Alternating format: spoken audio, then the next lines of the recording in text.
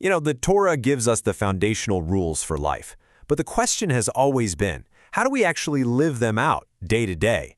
Well, the answer to that really lies in this concept of the Oral Torah, which you can think of as a living, practical manual for life. So, let's unpack what that really means. Let's just start with a really practical question, one that any parent can understand. If you tell your kids, hey, don't play in the street, are you inventing a brand new rule? Are you adding to the Torah?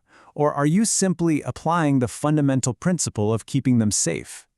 This simple idea right here gets to the very heart of the whole discussion about the Oral Torah. So the central question really is all about the relationship between a command and how you apply it. See, the written Torah gives us the what, the core commandments. But to actually follow them, you need the how, the practical, on-the-ground details. And that, right there, is exactly where the Oral Torah comes in. To make this concept really clear, let's use a simple, everyday analogy. Just imagine a babysitter who gets one very important but very general instruction from a parent. Okay, so here's how it plays out. First, the father gives a single, big picture command. Keep the children safe. It's simple, it's clear. Then, the babysitter, who's there in the moment and sees the environment, creates a practical boundary. Do not play in the street. But then, a neighbor overhears this and makes an accusation, saying the sitter is just making up new rules that the father never even mentioned. And here's the crucial point. That boundary isn't a new command at all. It's the practical application you need to fulfill the original command. Any parent gets this. Without that specific boundary about the street, the original command to keep the children safe could easily fail. The how makes the what actually possible. All right, so the analogy makes sense, it's logical, but is this idea actually found in the Torah itself? Well, let's take a look, because this system is built right into the fabric of the text. This key passage from Deuteronomy really lays out the whole blueprint. It says that when a matter of judgment is too difficult, you are to go to the designated authorities, the priests, the Levites, the judges, and you are to do exactly what they declare. And the instruction is incredibly explicit. You shall not turn aside to the right or to the left.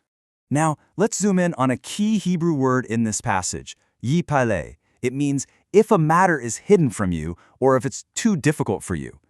This one word is so powerful. It shows that the Torah itself anticipates complexity. It knows there will be situations that need clarification, and so it builds in this divinely ordained system to provide it.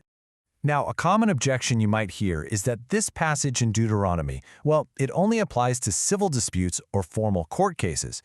But does the text itself actually support such a narrow reading? Let's take a closer look. Well, what's amazing is that the text itself answers this objection for us. It explicitly mentions matters between blood and blood, which refers to things like ritual purity, and between lesion and lesion, which deals with ritual law. This makes it absolutely clear that the scope here is far broader than just civil court cases. It covers the full spectrum of Torah observance. So what's the core takeaway when we put all of this together? When we combine the analogy and the text, we start to see this fundamental principle, a complete system that was designed not just for a book, but for real everyday life. And so, the conclusion is this. Following the practical how, as provided by the authorized tradition, is not adding to the Torah. In fact, it's the very method of obedience that the Torah itself commands. Just like the babysitter's rule about the street, it's the application that makes the original instruction a living reality. And this really leaves us with a final crucial question to think about. If the Torah gives us the what, these foundational commands, but we reject the how, the system it provides for actually applying them, can we truly say we're following the original command as it was intended?